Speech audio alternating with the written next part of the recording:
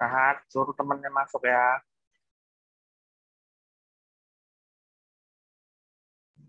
Iya, Pak. Temennya disuruh masuk. Oke, Pak.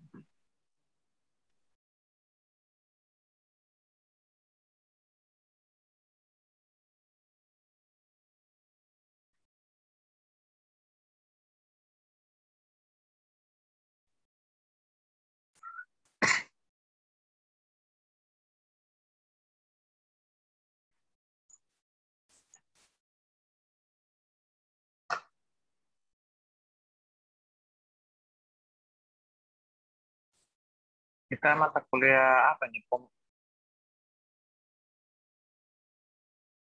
Keamanan sistem informasi ya?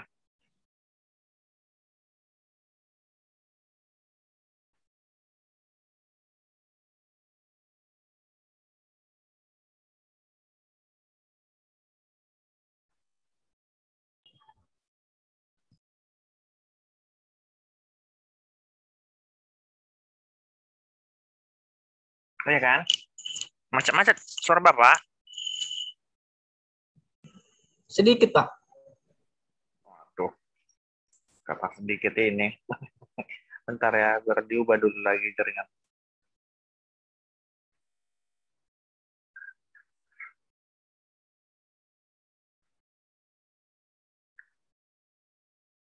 Lambat kali pakai Telkomsel sekarang. Putus-putus. Sudah? Udah dengar? Sudah, Pak. Oke. Temennya segera disuruh masuk ya.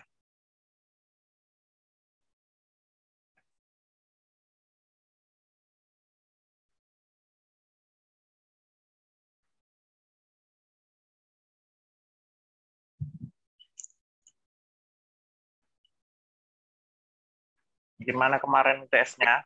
Lancar?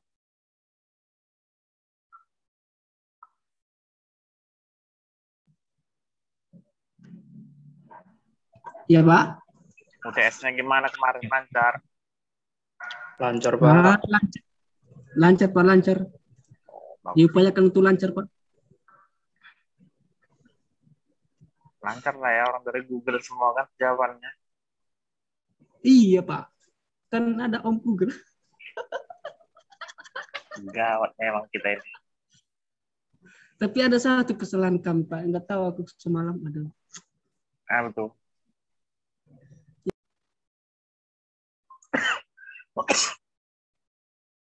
Apa yang kamu bilang, Jai? Mati suaranya.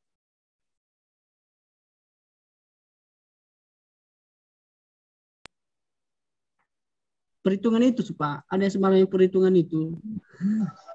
Ya elah, kan tinggal di bawah-bawah hurufnya. Misalnya kotaknya apa yang ditanya? S, di bawah S, temnya itu apa? Di bawah S apa? Itulah jawaban hurufnya.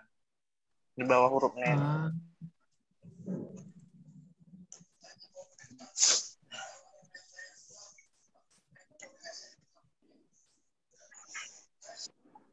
Udah, kita berapa orang ya nih? 1, 2, 3. Aku masih 6. 2 kelas 6 orang ya. Belum mau apa 2 kelas 6 orang. Di WA banyak kali 25 orang. Pada kerja, Pak. Mereka, Pak. Pada kerja, katanya. Iya, lagi sibuk. Sibuk. Waduh. Pemburu dolar ya. Belum mau apa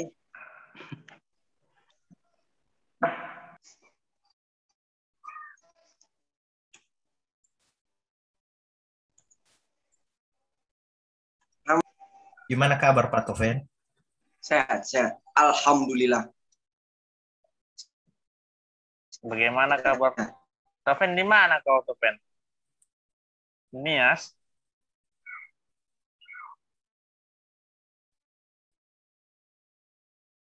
Halo? Taufan.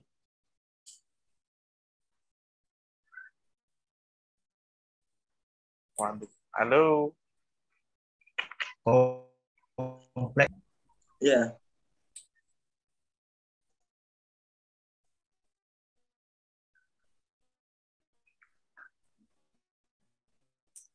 Nia, di Nia Sumatera, Pak. Iya. Oh, Bapak kira kok kemarin ikut yang ketangkap itu? Lagi. Wah, Iya kan? Rupanya enggak. Oke lah, kita lanjut ya. Enggak nambah-nambah Iya. orangnya.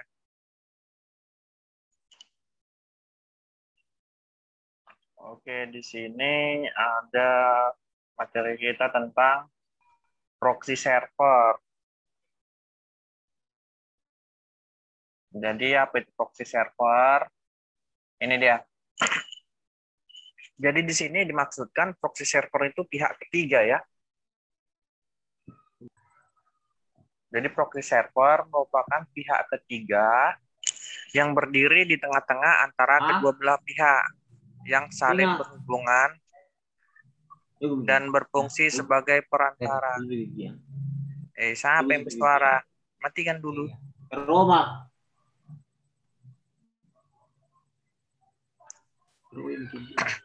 Siapa yang bersuara itu? Sabar ya, Pak.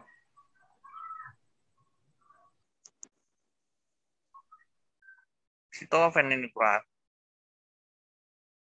Nah, kemudian secara prinsip pihak pertama dan kedua tidak secara langsung berhubungan. Akan tetapi masing-masing berhubungan dengan perantara, yaitu proxy. Jadi contoh kasusnya seperti ini. Misalnya kalian meminjam buku di perpustakaan. Kadang kalian tidak diperbolehkan langsung mencari dan mengambil sendiri buku yang kita inginkan dari rak. Tetapi kita meminta buku tersebut kepada petugasnya, tentu saja dengan memberikan nomor atau kode bukunya. Jadi ini sebelum kalian memberikan kode bukunya, kalian sudah melihat di komputer itu daftar list kode bukunya dan judulnya. Dan kemudian petugas tersebut yang akan mencarikan dan mengembalikan bukunya. Jadi dalam kasus di atas, petugas perpustakaan telah bertindak sebagai perantara atau proxy. Petugas tersebut bisa memastikan dan menjaga, misalnya agar mahasiswa hanya bisa meminjam buku untuk mahasiswa. Dosen meminjam buku untuk semua buku, atau masyarakat umum hanya boleh meminjam buku tertentu. Oke, dari contoh ini ada yang mau ditanya? Pernah kalian minjem buku seperti ini? Nggak boleh masuk ngambil bukunya? Belum pernah, Pak. Belum pernah, Pak. Karena perpustakaan masih belum dibuka. Aduh. Jadi ini biasanya di perpustakaan besar ya. Jadi ini biasanya di perpustakaan besar betul-betul menjaga keamanan bukunya. Jadi sebelum kalian memasuki sebelum kalian meminjam, kalian terlebih dahulu mencari list bukunya, judul bukunya melalui komputer. Jadi di situ nanti disediakan kodenya. Sudah, ketika kalian menemukan judul bukunya, nanti di samping judul bukunya ada kode bukunya. Berapa dia, itulah nanti kerjaan petugas mengambilnya. Oke, kita lanjut. Mungkin proses tersebut menjadi lebih lama dibandingkan bila kita langsung mencari dan mengambil sendiri buku yang kita inginkan. Kalau kita pikir-pikir memang betul-betul lambat gitu kan. Apalagi yang datang sekali 20 orang minta carikan buku. Namun, bila saja setiap kali petugas mencari dan mengambil buku untuk seseorang, si petugas juga membuat beberapa salinan dari buku tersebut sebelum memberikan bukunya kepada orang lain yang meminta dan menyimpannya di atas meja pelayanan. Maka bila ada orang lain yang meminta buku tertentu, sangat besar kemungkinan buku yang diminta sudah tersedia salinan di atas meja. Dan si petugas tinggal memberikan langsung kepada yang meminjam buku itu. Kemudian hasilnya adalah layanannya lebih cepat dan sekaligus keamanan yang baik.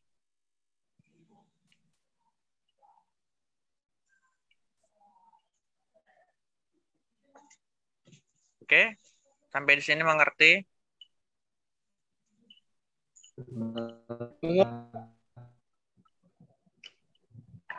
Makanya nanti kalian coba-coba jalan-jalan, cari buku, misalnya atau kemana, ke USU kah, atau kemana, siapa tahu ada seperti ini. Atau ke Unimed ya.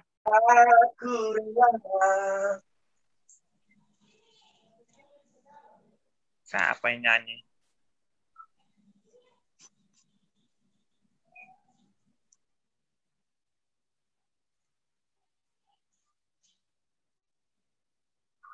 Oke, kita lanjut ya.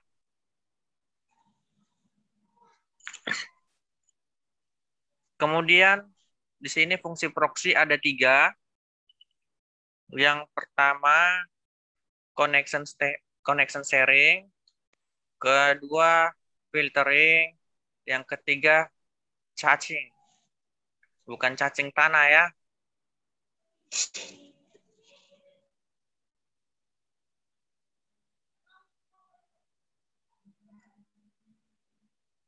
Kemudian yang pertama yaitu connection sharing.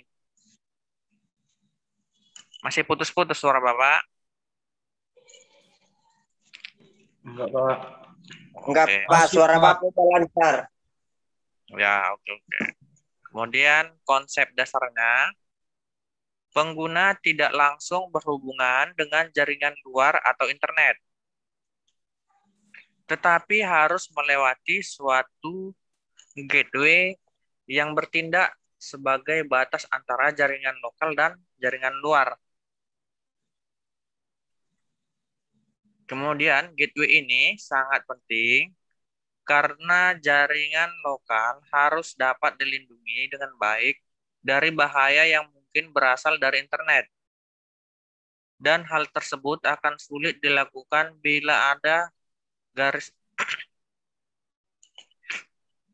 tidak ada garis batas yang jelas jaringan lokal dan internet. Kemudian, gateway juga bertindak sebagai titik di mana sejumlah koneksi dari pengguna lokal akan terhubung kepadanya. Dan suatu koneksi ke jaringan luar juga terhubung kepadanya. Jadi dengan demikian, koneksi dari jaringan lokal ke internet akan menggunakan sambungan yang dimiliki oleh gateway secara bersama-sama. Misalnya ini kalau di lab, ada IP address-nya, dia kan pakai gateway kan, kalau dia menggunakan router. Jadi di dalam hal ini, gateway adalah juga sebagai proxy server karena menyediakan layanan sebagai perantara antara jaringan lokal dan jaringan luar atau internet. Jadi misalnya kalian berlangganan seperti warnet ya, misalnya ya. Nah, jadi seperti warnet, berlangganan misalnya di Speedy atau di Nusanet atau di mana gitu kan. Jadi pihak luar ini menyediakan satu alamat gateway-nya untuk proxy server. Jadi di setiap komputer LAN kan ada IP-nya masing-masing. Terus nanti di paling bawah itu ada gateway. Nah, gateway-nya inilah yang kalian buat yang ditujukan ke proxy tadi, agar setiap PC atau klien PC bisa connect ke internet yang sudah diberikan dari jaringan luar tadi.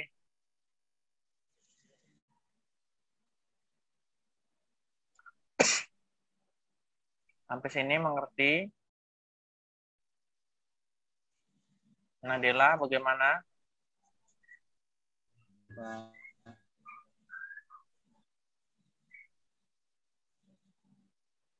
Sudah pernah kalian lihat apa settingannya? Makanya kalau di lab kemarin sebelum corona, tangannya agak-agak jahil, dibuka gitu loh. Dilihat tuh pengaturan IP-nya. Kalian pula di lab kemarin pasti buka Facebook, ya kan? Kalau enggak macam si Jai, buka YouTube, ya kan Jai? Udah berapa dolar, Jai? Udah nggak ada lagi tuh, Pak. Kenapa? Udah kena razia dia, Pak. Kena banned. Iya. Makanya jangan pakai VPN.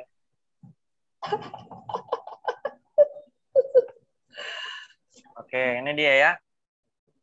Jadi ini dia diagram proxy-nya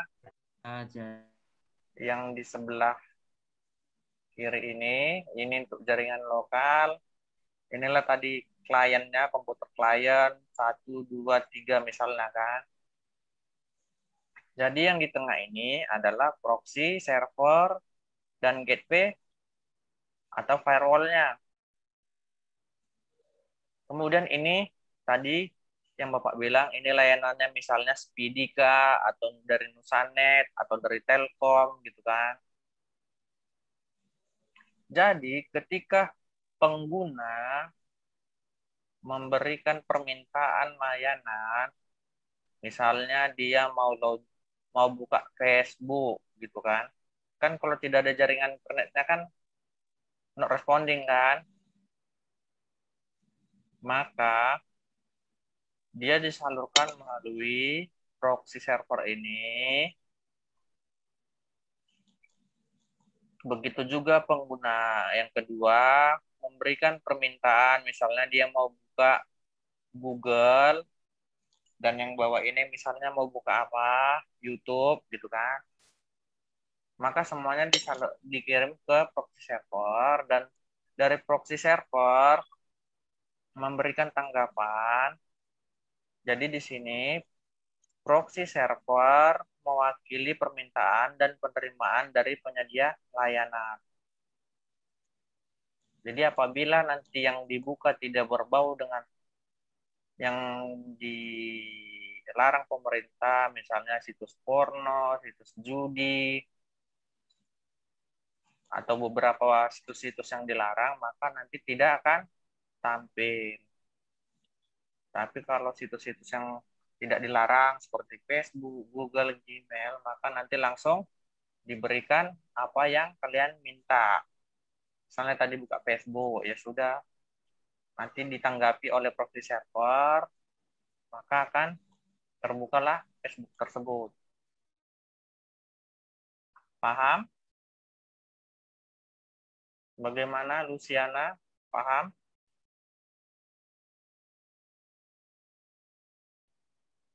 Paham kan?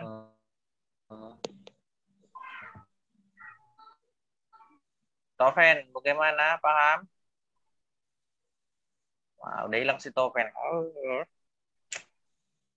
Sambil nyuci piring dia. Toven? Kan? Udah lari kan? Sambil nyuci piring. Besok ujian nggak bisa lagi dia. Oke ya, kita lanjut ya. Kemudian, ini dia tadi cara kerjanya. Proxy server memotong hubungan langsung antara pengguna dan layanan yang diakses. Kemudian dilakukan pertama-tama dengan mengubah alamat IP dan membuat pemetaan dari alamat IP jaringan lokal ke suatu alamat IP proxy yang digunakan untuk jaringan luar atau internet. Jadi pada prinsipnya hanya alamat IP proxy tersebut yang akan diketahui secara umum di internet berfungsi sebagai network address translator. Kemudian di sini yang kedua, filtering. Bekerja pada layar aplikasi sehingga berfungsi sebagai firewall packet filtering yang digunakan untuk melindungi jaringan lokal dari serangan atau gangguan yang berasal dari jaringan internet. Kemudian, berfungsi melakukan filtering atas paket yang lewat dan dari dan ke jaringan yang dihubungkan. Kemudian dapat dikonfigurasi untuk menolak akses ke situs web tertentu pada waktu-waktu tertentu.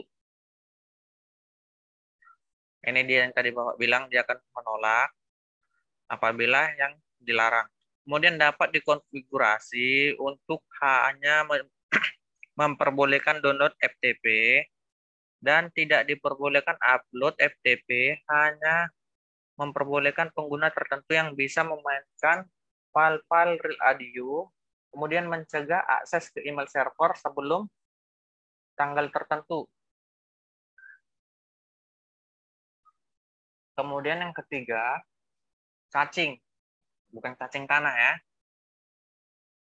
Dia semacam cache juga. Jadi proxy server memiliki mekanisme penyimpanan objek-objek yang sudah pernah diminta dari server di internet. Misalnya kalian kalau di handphone, di aplikasi kalian itu, coba klik kanan ikonnya, misalnya ikon apa gitu. Jadi di situ, nanti pilih info, terus pilih media penyimpanan, kan di situ ada cache-nya kan? Disimpan tidak cache-nya? Disimpan kan?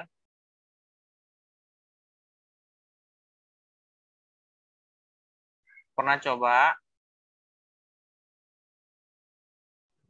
Pernah, Pak. Oke. Jadi di situ nanti di handphone kalian coba klik kanan ikon aplikasi, terus info aplikasi. Di situ ada penggunaan penyimpanan. Kemudian kalian klik, di situ nanti ada tulisan hapus data, kemudian di bawahnya ada cache.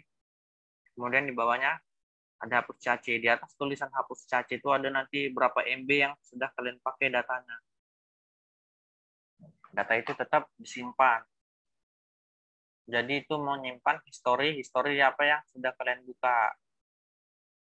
Kemudian proxy server yang melakukan proses di atas bisa disebut cache server. Mekanisme cache akan menyimpan objek-objek yang merupakan hasil permintaan dari para pengguna yang didapat dari internet. Kemudian disimpan dalam ruang disk yang disediakan oleh cache.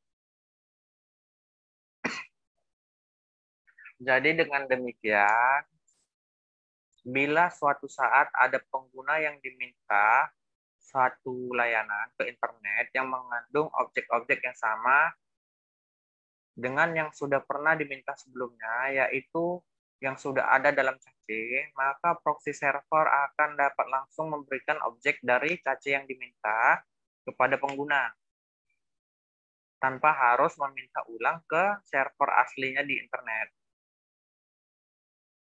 Jadi bila dalam permintaan tersebut tidak dapat ditemukan dalam cache ya, di proxy server, baru kemudian proxy server meneruskan atau memintakannya ke server aslinya di internet. Kemudian di sini ada dua jenis cache. Bentar ya.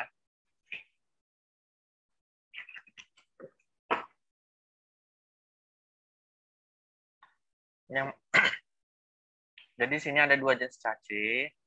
Objek yang disimpan dalam cache bisa saja mencapai expired atau habis batas ya. Untuk memeriksanya dilakukan validasi. Jadi jika validasi ini dilakukan setelah ada permintaan dari klien, maka metode ini disebut dengan pasif. Kemudian, pada cache aktif, cache server mengamati objek dan pola perubahannya. Misalkan pada sebuah objek yang didapati setiap harinya berubah setiap jam 12 siang dan penggunanya biasanya membacanya setiap jam 2 sore atau jam 14, maka cache server tanpa diminta klien akan memperbarui objek tersebut antara jam 12 siang dan jam 2 siang dengan cara update otomatis. Maka waktu yang dibutuhkan pengguna untuk mendapatkan objek yang fresh akan semakin sedikit.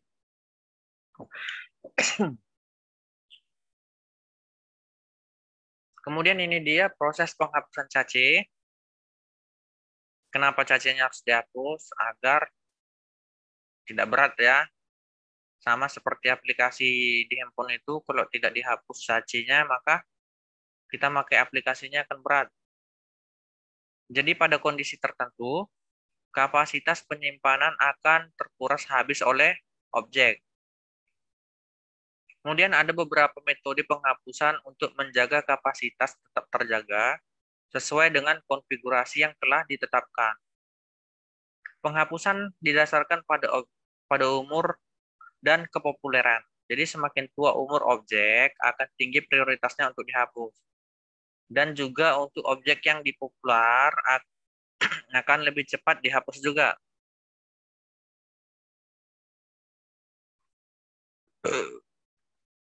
Jadi ini dia untuk desainnya. Jadi di sini ada parent, kemudian ada sibling. Kemudian keterangannya pada parent, di sini cache server yang wajib mencarikan konten yang diminta oleh klien. Kemudian pada sibling, di sini cache server yang wajib memberikan konten yang diminta jika memang tersedia. Maka jika tidak, sibling tidak wajib untuk mencarikannya.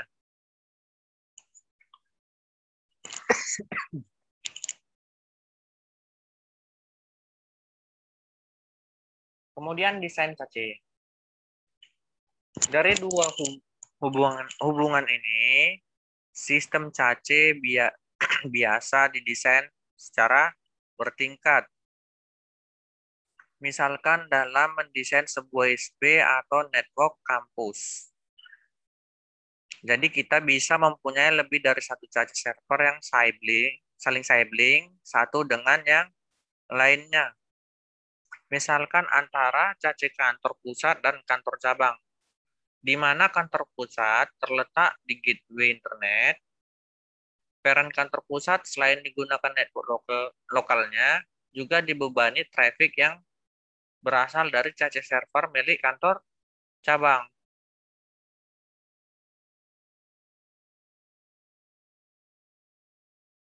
Ini dia untuk desain cache-nya. Jadi di sini bersifat ketergantungan penuh ya. Kemudian pada cache server atau cache shield, mau tidak mau harus meminta kepada parent, dan parent pun berkewajiban untuk memenuhi permintaan child tanpa kecuali. Pada kondisi ada atau tidaknya objek yang diminta di dalam harddisknya. Jadi bila parent tidak bisa memenuhi permintaan, maka cache child akan diberikan pesan error pada web browser klien bahwa URL maupun konten yang diminta tidak dapat diambil. Berarti kok tidak dapat diambil, error ya kan kontennya.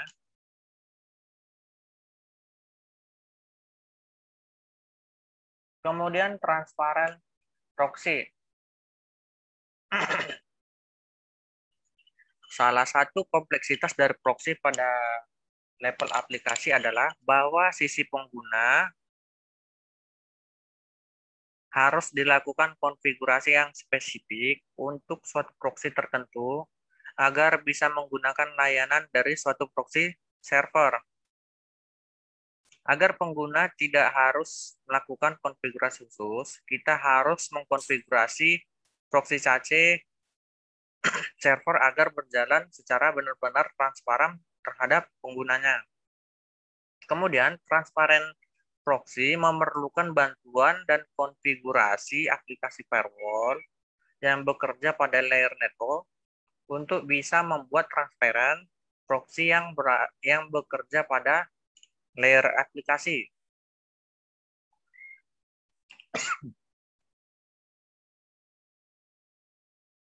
Kemudian, pengguna benar-benar tidak mengetahui tentang keberadaan proxy ini apapun konfigurasi pada sisi pengguna.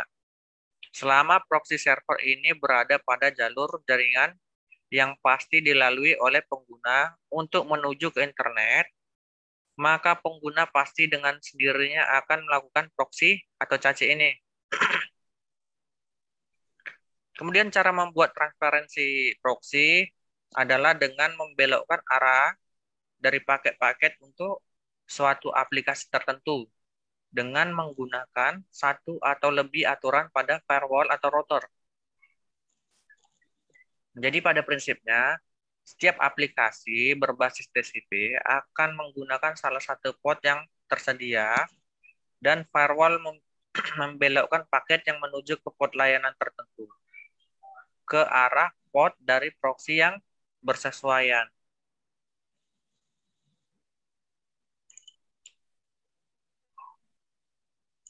Jadi ini dia cara kerja transparansinya. Sebagai contoh, pada saat klien membuka hubungan HTTP,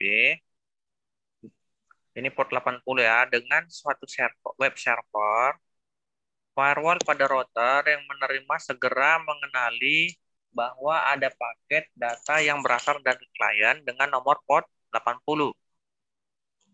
Jadi misal, kita juga mempunyai satu HTTP proxy server yang berjalan pada port 3130. Jadi pada firewall router, kita buat satu aturan yang menyatakan bahwa setiap paket yang datang dari jaringan lokal menuju ke port 80 harus dibelokkan ke arah alamat HTTP proxy server port 3130. Maka akibatnya, semua permintaan web dari pengguna akan masuk dan diwakili oleh HTTP proxy server di atas.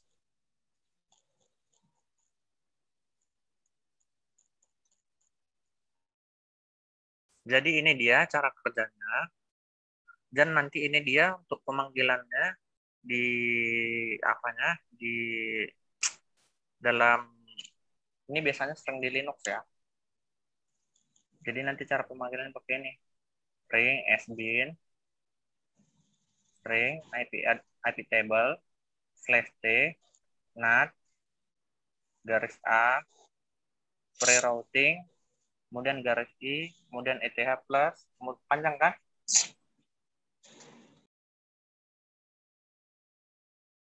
Inilah dia untuk bahasa pemanggilannya nanti. Kalau dicoba ke Linux. Kemudian Squid proxy. Squid sudah termasuk dalam distro Red Hat. Nah, jadi dia ini menggunakan Linux Red Hat. Kemudian install Squid dengan menggunakan add remove application. Nanti kalau kalian mau coba boleh, kalau mau dihancurin laptopnya pakai install Linux. Jadi cara-cara konfigurasinya di sini nanti banyak. Bisa kalian coba, ada edit file. Ini banyak ya masihannya. Ada 40 slide lebih nih. Yang penting seperti inilah apanya, cara settingannya kalau nanti di Linux. Oke. Ini untuk cache pair juga. Di sini CCPR adalah metode Squid dalam melakukan hierarki akses. Kemudian Squid memungkinkan dirinya untuk bekerja sama dengan mesin proxy yang lain. Jadi di sini CCPR sangat berguna bagi mesin yang tidak mempunyai koneksi langsung ke internet, tetapi bisa mengakses ke suatu proxy yang connect ke internet atau mesin yang punya akses ke internet. Jadi untuk proses pemanggilannya ini dia yang di bawah ini kc_peer parent.foo.net, kemudian spasi parent 3128 3130. Ini dia ya cara apanya di set pemanggilannya di Red Hat.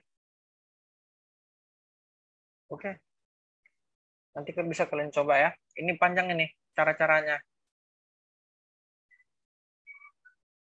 Baik, Pak. Ada yang mau ditanya? Seputar proxy server. Cuman yang paling kalian mengerti bahwa proxy server tadi adalah pihak ketiga yang sudah dijelaskan seperti gambar ini tadi ya. Intinya kalau kalian udah paham di sini, udah hebat.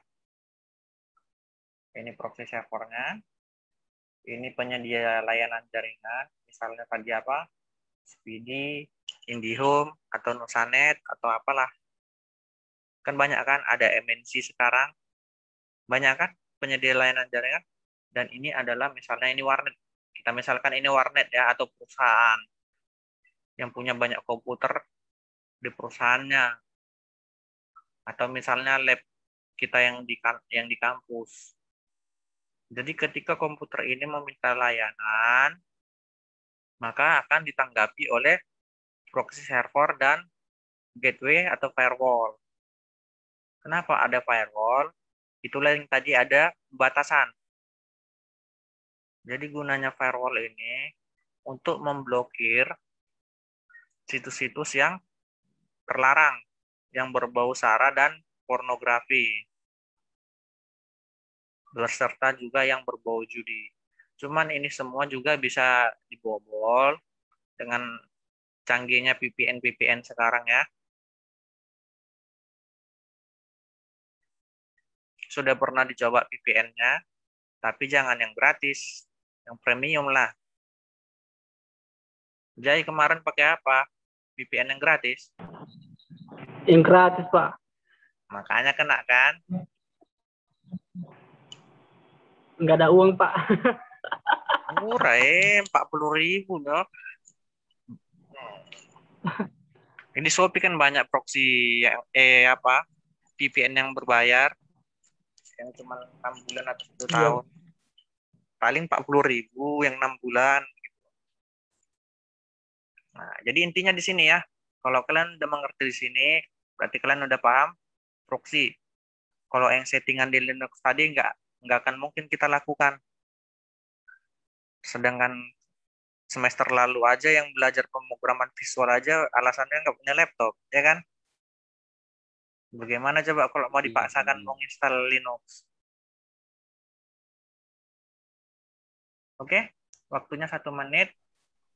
Bagi yang belum isi absen, silakan diisi absen. Pertemuan kita lanjutkan minggu depan aja ya. Baik, Pak. Baik, Pak. Oke, Pak. Oke.